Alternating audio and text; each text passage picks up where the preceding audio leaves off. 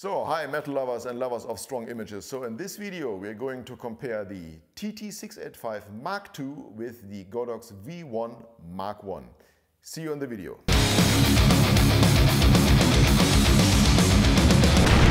Okay guys, I will keep it short because I've got a review of the V1 on my channel and the TT685, both Mark I already.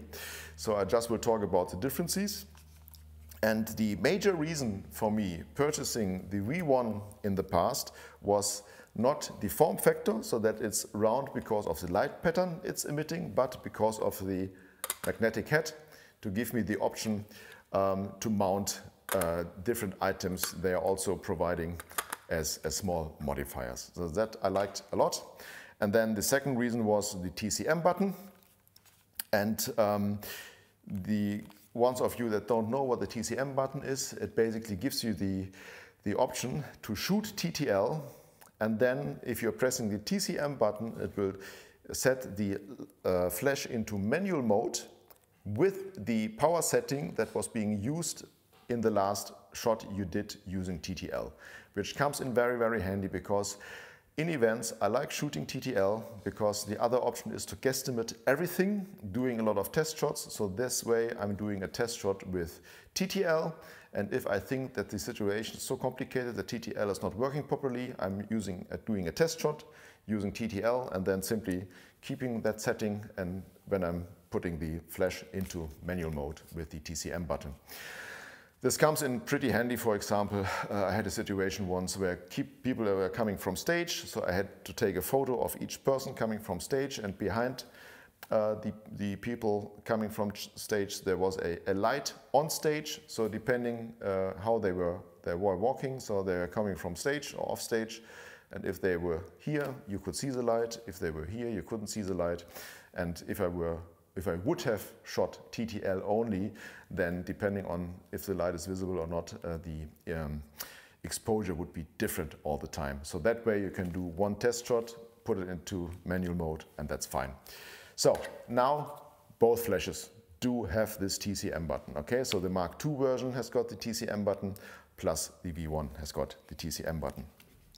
Then, concerning the round head, there is an adapter available for the TT685. You can simply screw on, and then you've got the magnetic mount for the devices, which is pretty nice, is really pretty nice. And concerning the light pattern, there's not a big difference. So my two main arguments for going for the V1 are gone, basically. Then one feature that's better even on the Mark II compared to the V1 is they changed the hotshoe to a metal one. So with the Mark I versions I had 6 flashes and I broke 2 of the hotshoes. So I had them on a light stand and they dropped and they broke off basically completely. And this one is still plastic, so I like it pretty much. And now I think you will be interested in the recycle times, because this one has got a lithium-ion battery, and here I'm using the Analog Pro batteries. But as before, there's not a big difference between these items.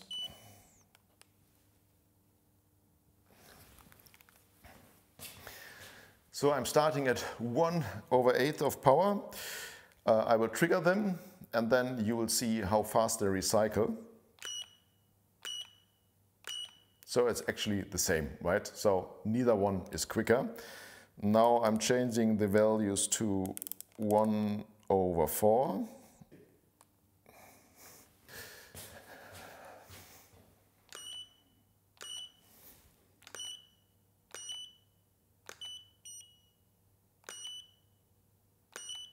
It's more or less the same. So now I'm changing it to 1/2. Okay.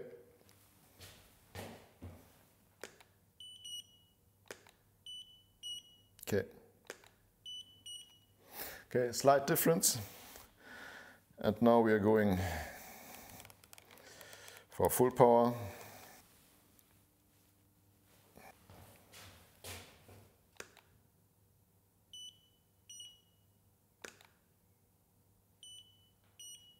Okay, I can't guesstimate it, maybe third of a second, half a second slower. So the TT685 is a little bit slower.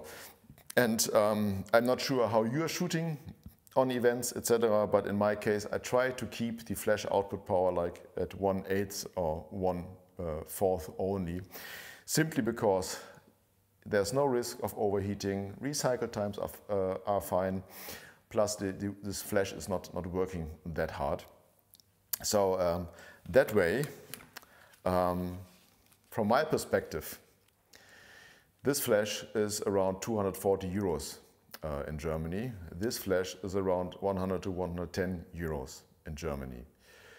From my perspective, there is at the moment no reason to purchase a V1 because it's the same flash, just the only difference is it has got a round head and a lithium-ion battery. So from my perspective, I rather get 2 of these than 1 of these at the moment. I also saw the V1 version 2 already being released, but the additional features I'm getting there for the photography I'm doing are also not relevant. So I'm sticking to purchasing these in the future. So guys, that's it for this video. If you liked it, please like and subscribe. See you in the next video, and never forget to listen to more heavy metal.